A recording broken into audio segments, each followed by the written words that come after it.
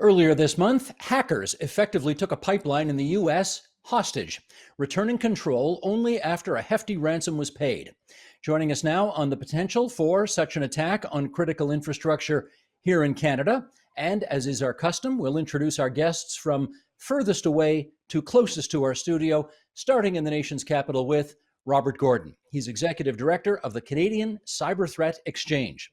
In Kingston, Ontario, Christian Loypret, Professor in Leadership at the Royal Military College, Director of Queen's University's Institute of Intergovernmental Relations, and co-author of the forthcoming book, Intelligence as Democratic Statecraft. And in Oshawa, Ontario, Stephanie Carvin, Associate Professor of International Relations at Carleton University's Norman Paterson School of International Affairs, and she is author of Stand on Guard, Reassessing Threats to Canada's National Security. And it's great to have you three with us here on TVO tonight. I just want to read a couple of brief paragraphs here to get some background on the record to bring our listeners and viewers up to speed on this. Earlier this month, the Colonial Pipeline, a nearly 8,900 kilometer pipeline between Texas and New Jersey, which transports nearly half of the U.S. East Coast's fuel supplies, well, it was hacked. To avoid losing control of the pipeline, the company said it shut down operations. Colonial paid $4.4 million to the ransomware gang Darkside to get the pipeline back up and running. And the BBC, in its reporting, described this as one of the most significant attacks on critical national infrastructure in history. Stephanie, that's the way the BBC describes it. How would you describe it? A very serious incident that I think has served as a wake-up call to pretty much any critical infrastructure operator, whether they be the government, the private sector, and, hopefully most industries, which now actually contain a lot of our private data. So, this really shows that these kinds of attacks can happen to anyone, pretty much anywhere, including here in Canada today.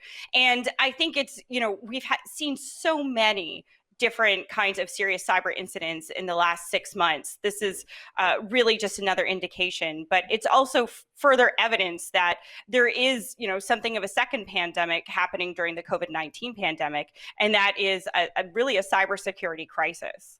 Huh, I've never heard that metaphor used before, a second pandemic in cybersecurity. Christian, I'm very interested to know what your initial reaction was when you heard about this story. Not particularly surprised. Ransomware is an $18 billion a year industry, and you hit critical infrastructure, they're even more likely to pay up because they know they need to get the oil flowing again.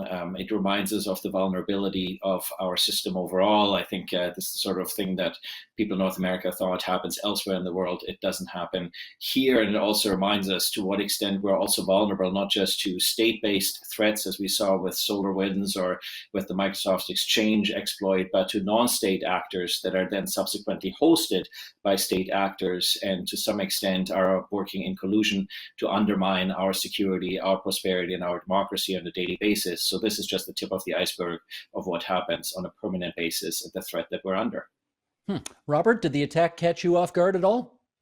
No, not particularly, not that specific attack. I mean, we've been expecting a major attack for a while. We've seen all the indicators pointing in the direction of something big is going to happen. What we didn't know were some of the specifics of it. We didn't know sort of which industry was going to be attacked, which critical infrastructure entity was going to be done. We didn't know the exact timing of it, and we didn't know the consequences of it. What are the secondary issues or things that happen when an attack occurs? And that's what exactly played out in SolarWinds. An attack in one part of the company had an impact on the other part of the company, the operational part of the company, and that's what actually had an impact on the general public.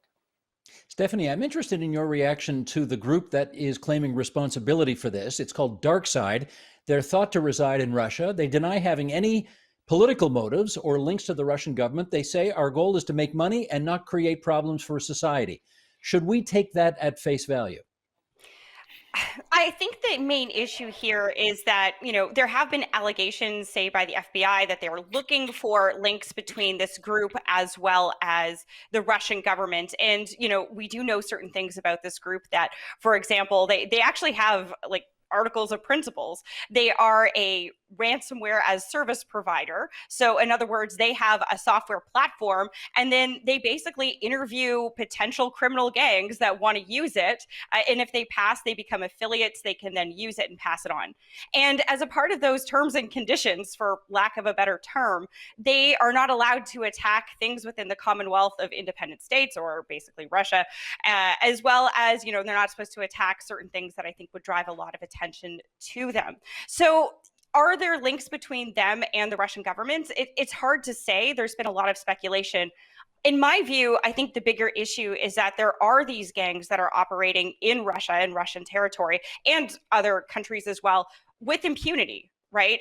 The Russian government is allowing this to happen, probably because, even if it isn't directing the behavior, it benefits from it. It benefits from a lot of the chaos that results from having a major pipeline in the United States shut down for a week. So, I think that's the general issue. Even if we can't point fingers at the Russian state, we should be raising very serious questions as to why Russia is allowing these gangs in the first place and why they aren't actually doing anything about it. Christian, who should we raise those questions with? Yeah, I mean, this is basically cyber piracy, and the Russians are effectively hosting and endorsing cyber piracy, if you want to find an analogy. And so the problem here is a challenge of deterrence, that there need to be consequences for countries that tolerate non-state actors that engage in this sort of behavior. And those consequences might be in the cyber realm, but they also can be in the kinetic realm in terms of sanctions and otherwise. But it's very dangerous and reckless behavior by entities that pose a serious risk to our way of life and the way we run our democracies and our economy. And so that's why it's ultimately significant that we deter this type of behavior from any type of actor, even if they can claim some distance from the state in and of itself. Well, Robert, let's figure out what that exactly means. If we are looking to impose some consequences on Russia, even though this group, Darkside, claims it's not operating on behalf of the Russian government, what are our options? What can we do? Well, I think there's a few things. One, on the defensive side of it, we can get better at protecting ourselves. We can start to do some of that planning, some of that preparation, and a lot of the critical infrastructure is actually doing that. We can get better on collaborating. So the federal government has got a number of initiatives led by the Canadian Centre for Cybersecurity in trying to assist the private sector in getting harder at the other side. And then on the third end of it, I think we've got to be more proactive at going after the cyber criminals. So how can we do the things that will make it less attractive for them to do these attacks? At the bottom line, criminals are interested in getting access to money. They want to commit a fraud. So how do we make that harder for them to do that? Are there some ways we can go after, for example, if they're buying Bitcoins, is there some way we can actually be better at tracking that money and make it less financially attractive for them? Well, Stephanie, let me just ask the direct question. Should we be doing cyber attacks against Russia or helping those who want to perpetuate those kinds of attacks on Russia? Well, it is interesting in that the group Darkside has posted on the so-called dark web that it has in fact lost control of its digital wallet. So I believe, the ransom that was paid that you had up there was around $4.4 million in the United States, that money has now disappeared, that they've actually lost control of some of their platforms. And we don't really know if this is true. We don't know if this was, the United States going back after these criminals. And we don't know if they're just trying to pretend that this was the case in order that they can, people who did this can lay low for a bit, because they now realize just how much attention is on them. With regards to cyber attacks, I mean, look, I think Canada does have an interest in trying to promote good cyber norms and trying to stop this behavior. So, if on the one hand, we're telling Russia, look, knock this off, and then on the other hand, we're going after these people, we have to be careful in how we balance that equation going forward. And, I think one of the chief issues here, particularly in the United States, there's been a lot of emphasis in recent years on cyber offense, or what we call here in Canada, active cyber, whereas in Canada, we've always kind of felt the best defense is a good defense. And I think, in having put together more of an emphasis on defense and trying to ensure that our critical infrastructure sectors have a point of contact and these kinds of things has benefited us more in the long run. So should we be going after these guys? Absolutely. The United States is much better at doing things like attribution and actually bringing criminal charges against individuals, even if there's not much of a chance that these individuals will eventually end up in the United States. I think it's a really important step for them to take, and I think we should be doing that as well. With regards to actual cyber offensive actions, I think it's just not, and deterrence isn't just you punch me and I punch you back harder in cyberspace. It has to be more of a delicate balance of activities that I think we need to be undertaking. Well, let me follow up with Robert on that, because more than a decade, a little over a decade ago, you were the architect of Canada's first cybersecurity strategy. Can you describe how the cyber threat has changed from a decade ago to today? Yeah, when we created the strategy, as you say, I hate to say it's over a decade ago. One of the things was you have to build a strategy within the context of what's the general understanding of the threat environment, how do you move that forward? So at the time, we were really concerned about attacks coming into the federal government, so that was our focus. But since then, the threat environment has changed dramatically. We're talking about the sophistication, the technical ability, and the speed at which cyber attackers are changing and ramping up their game has really increased over the last few years. How they go after companies and the government has changed tremendously. We've also seen a change in who the attackers are going after. They're no longer just going after companies that may have some trade secrets or things that they want to hide to protect from their own corporate interest perspective. They're now going at literally any company, because they're going after, particularly on the criminal side, they're going after and want to commit fraud. They want to steal your money. They want to deny you access to your information. And that means every single company is now susceptible to a cyber attack. That's a huge change in the threat environment. And it then changes how we have to be responding when we start to look at that. And the second thing is cybercrime has now become a business. They run it like a business. Stephanie was talking about ransomware as a service. They'll now provide you with the tools to actually undertake a cyber attack if you're not particularly sophisticated from a technological sense, and it'll come with a service guarantee and a help desk to call in. So the cyber threat environment has changed a lot since I wrote architected the first strategy, as you say, over a decade ago.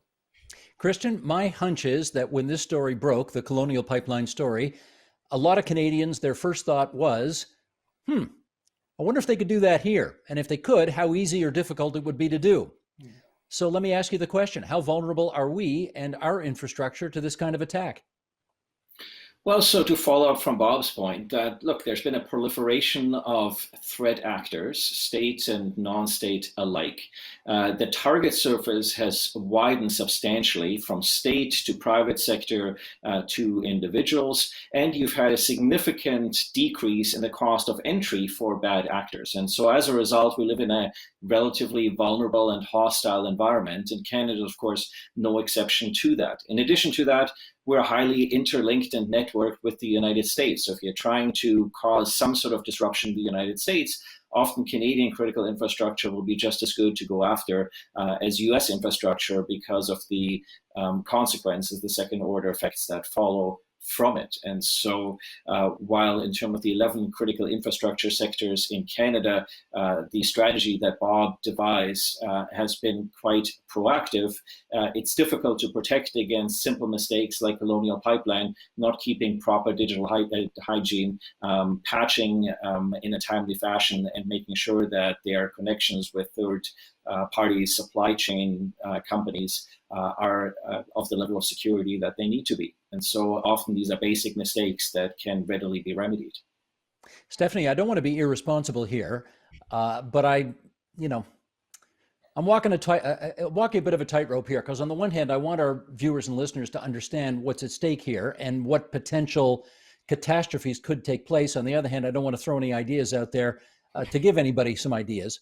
But my hunch is anybody who would do this, they know all this already. So can you gingerly sketch out a potential attack that someone might make on some critical piece of infrastructure in Canada and a potential scenario around that? Well, I think, earlier I said that, we're dealing with a second pandemic, and that is really a lot of the cyber threats and the increase of cyber threats.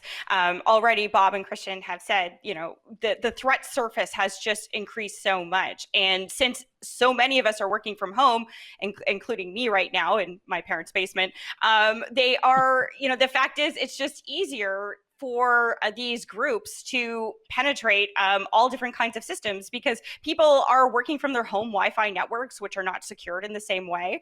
And they're also, are not behind perhaps the kind of safeguards that they would normally have. So let's walk through that. If you are working in a company, doing some kind of research or lab work right now, there's all different kinds of ways and actors that are trying to penetrate your systems to not only encrypt your devices in order to hold it hostage, but also to get that information and exploit it, right? This is a new phenomenon as well. So if you're working on sensitive information on a sensitive system, just because you're working from home, your data is, they get access to your network, they're able to encrypt your system, and then they may actually be able to also exfiltrate certain amounts of data and hold it hostage and say, we're going to put all this sensitive data on the internet, right? So it's not just ransomware anymore. We're also dealing with exploitationware as well. And this is a huge problem. So, and that's just, people working from home. I mean, if you think about it, we hear on an almost daily basis now of different healthcare providers being attacked, during COVID, making it very hard for these systems that are already under stress. We have seen in the past a number of hospitals being targeted. And the urgency of the COVID-19 pandemic, particularly in the early months when people were seeking on information, it's very easy to send an email that panics you, and you click on it and you click on the attachment, and that's all it takes for these individuals to get access to your system. And we're talking here about all different kinds of systems. So, if you see here for like, hey, there's been an outbreak in the company and you need to click on this email or click on this link or click on this attachment to find out more information, that instills a sense of panic in you. And you click on it perhaps without thinking, is this actually from my company? Is this actually from someone I know, someone I trust? You're just worried about your own health. And then once they have access to your system, they're either, stealing the data or encrypting it or doing something kind of malicious with it that, you don't necessarily appreciate. And we've seen this in pretty much every sector, from education through to healthcare, now the energy sector as well. And as more and more employees are working from home, this is why we have seen this level of threat increase. Well, that's a great point, because I guess we should not draw the inference from this Colonial situation that these forces are going to be targeting the CN Tower or some pipeline out west. I mean, the reality is they could attack anything. And I guess the second thing I should say is we're grateful to your parents that they're letting you use their basement so that we can have you on our program tonight. So thanks, Mom and Dad. The third thing is, okay, Christian, pick up the story. Stephanie referred to they. Who's the they? Who's targeting us?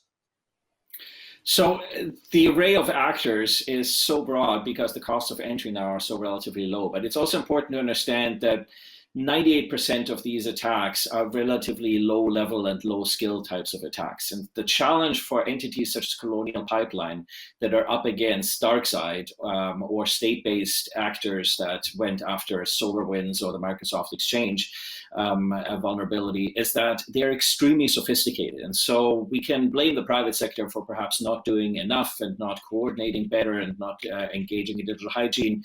But really, in many ways, this is a little bit like bringing a knife to a gunfight. And so this is why the relationship between the private sector and government here is critically important, because government can play a key role in providing assistance with detection of possible vulnerabilities and attacks. It can provide assistance in defending against these types of attacks. And on the intelligence side, it provides an offensive capability, not necessarily in terms of attack, but simply the ability to lurk in the systems of adversaries to understand what their capabilities are, what their intent might be, and what they might be able to go after. Because in this space, really advanced intelligence is your best defense, understanding what your adversary is up to and being able to be prepared for them, because you ultimately, in terms of deterrence, you want to engage in deterrence by denial so that the threat actor can succeed, as opposed to then having to engage in deterrence by punishment, which means that there's going to be consequences.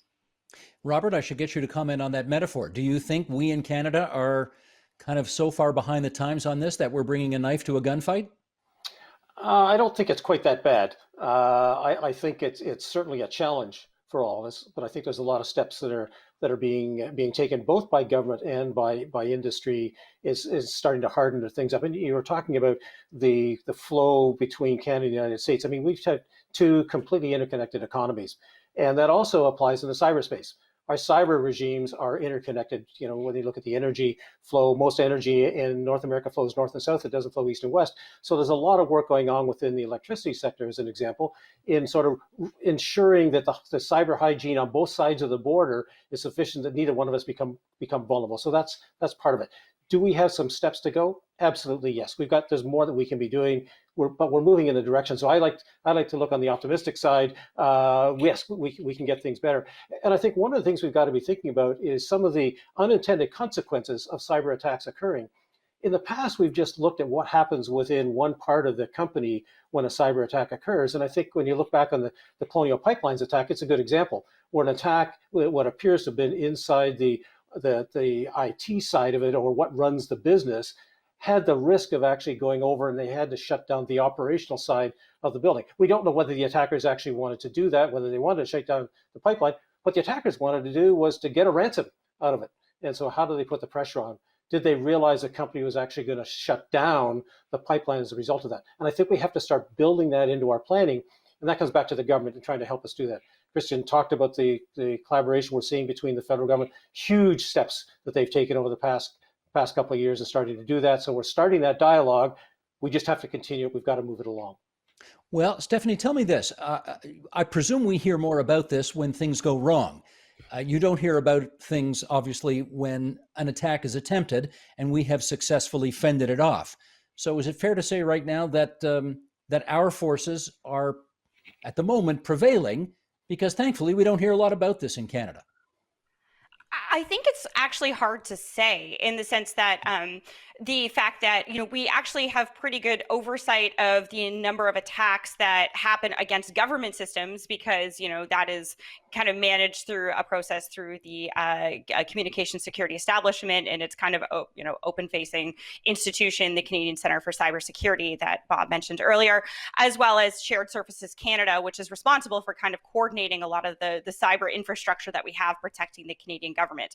And we know that they fend off like billions of attacks a day, many of which are automated, as Christian said, some of the lower level ones. And when they're more successful, we know that the government can come in, monitor that, and we're okay. The problem is the private sector. We still don't have good information from them. I mean, some of the institutions, particularly the Canadian Cyber Threat Exchange, which Bob leads, is really important in trying to, share information and practices and trying to be a conduit of information between the private sector and government. That said, the private sector still doesn't have to report if it's been hit in this way. And, if it has cyber insurance companies don't necessarily want to go public. They may just want to keep things quiet, try to negotiate some kind of settlement and get the information back. And so long as, privacy hasn't really been affected by this ransomware attack, they don't have to go public with it. So I would say that there's still not a lot that we know. And I know that this is something that, the Communication Security Establishment and the Canadian Centre for Cybersecurity would like to know more about, so we have a better understanding of just how Canada is impacted. The final thing I'll just say here, though, is I do share, Bob's optimism. It's a bleak optimism, maybe, but, Canada is actually fairly well placed relative to some of its Five Eyes partners. And the Five Eyes, of course, is our major intelligence sharing partners, the United States, the United Kingdom, Australia, New Zealand, and Canada. But, if you look at the way our cyber defense infrastructure, for lack of a better word, is arranged, it's actually a little bit better than most of our counterparts. In the United States, it's distributed across so many different agencies that have some kind of responsibility. And in the UK, it started off being fairly centralized, but has decentralized over time. In Canada, we really have, we kind of taken the opposite step. Back in, 2016, 2017, we saw the creation of the Cyber Center and the removing of certain cyber responsibilities from different government agencies and put into the Canadian Center for Cybersecurity. So we've centralized it. We've created a point of contact, which makes addressing these issues a lot easier, because then you're not trying to coordinate a large number of actors across, the government spectrum when trying to respond to these kinds of incidents. We've kind of centralized that, which makes us a bit more nimble. And I think it makes it a bit more easy for different companies who have been affected and are trying to get advice. They know where to go. Robert, I should get you to follow up on one of the things that Stephanie just said, that being whether or not the private sector, in your view, has a duty to report to some kind of public sector organization, government, whatever, on whether they've been attacked. What's your view? I think there's two answers to that question. One is I'd like to get out in front of it. The problem with reporting after the attack is useful from one perspective. But what I'd like to see the private sector doing is actually doing more exchanging of information so that companies can prevent attacks from occurring. So the reporting after the attack is, yes, that's nice, but I've already been attacked and I've suffered. So what can we be doing in a collaborative sense in front to making it easier for me to stop that attack from occurring? And I think there's some things the government could probably be doing to enable that collaboration, that sharing of threat information at the front end. They could put some legislation into effect that will protect companies when they voluntarily share information about, indicators of compromise that they're seeing, about threat actors and how they're performing, ideas on how to protect themselves. That's the kind of thing you want to be doing up front. You want to stop the risk of occurring. You want to stop having to actually report that I've been attacked.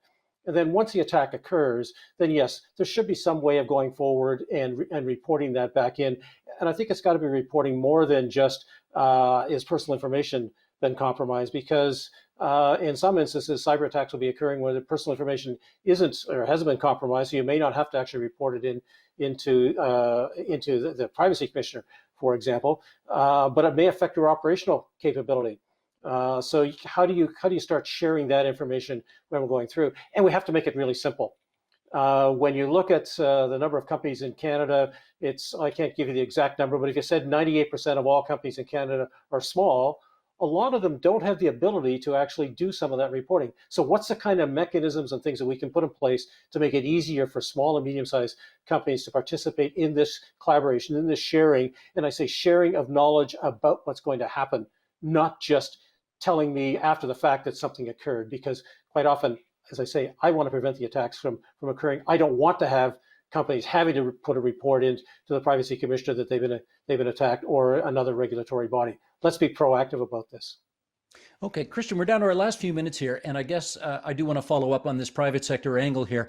Obviously, companies have put a lot of their operations online because it has been a more efficient way to do business. I'm wondering, given how that also increases their vulnerability to these kinds of attacks, whether you believe more of their business ought to be taken offline so that they are not so vulnerable to these kinds of attacks. I think it's a matter of rethinking this particular environment, so that we need to learn to live in compromised environments. We need to understand that our networks are likely permanently compromised. And so how do we protect the elements of the network and of the data that are absolutely critical against those that are not? And so those are conversations about, for instance, how do we make both our networks and our data, as well as Canadian society, more resilient? How do we build more and better redundancy into our networks? And in particular, how do we create some standards to which everybody has to live up? Now, we see this in the private sector. Stephanie mentioned cyber insurance. That's a really interesting development because it's a market-based solution, and the insurance company will require certain standards of you in order to insure you, and then will assess their premium based on the risk environment that you've created within the company. But I think we also need, and we see this coming out of the UK, perhaps a cyber certification regime, perhaps voluntary for the private sector, where companies large and small can sign on to a certain level of certification that provides some sort of assurance, both in terms of the industrial control systems, but also in terms of their interactions with clients, in terms of the behavioral side, that this company meets a particular standard. Because companies, look, security is fundamentally a cost in terms of the bottom line. And so the incentive is, what are you going to spend? If you're Colonial Pipeline, yes, it's a major news story, but it's not like you can send your oil through another pipeline. This is sort of your only option. Whereas if you're a bank and you end up getting compromised, chances are that's an existential risk to your business model, the reputational risk associated. So you can't afford that type of risk, and so you're going to be much more aggressive in terms of how you invest in your infrastructure. And so I think we need to find a way to raise all the boats in port. And so how do we bring in the tide to make that happen? Stephanie, let me give you the last minute on this. The case of Colonial was a big case, got a lot of attention. They took a big hit. For Canada, is it not a question of if that will happen to us, but when? Yes, I think if there's a good bad news story in there, it's that it's not just Canada; it's pretty much anyone. This story really does show that anyone, anywhere can be hit in this way, and as Christian just pointed out, like where there's not these kinds of redundancies, these industries, these critical infrastructure sectors will suffer. So it is super important for these people in industries and critical infrastructure to learn about this case, to understand the lessons of it. And again, I mean, if there is a very thin silver lining here, it's that when these incidents happen, we do see a spike in interest in cybersecurity issues and people trying to see if they can do better and how they can improve their own cybersecurity. But we have to make sure that interest is sustained, that when we have these incidents, it isn't just a flash in a pan, but that we can generate a true cybersecurity culture, and that Christian just spoke about, so we can do our best to deter by denial. Well, we've made a modest contribution to that greater understanding here tonight on TVO. And I want to thank Stephanie Carvin and Christian Leuprecht and Robert Gordon for joining us to that end. Be safe out there, everybody, and thanks for joining us. Thank you. Thank you. The Agenda with Steve Paikin is made possible through generous philanthropic contributions from viewers like you. Thank you for supporting TVO's journalism.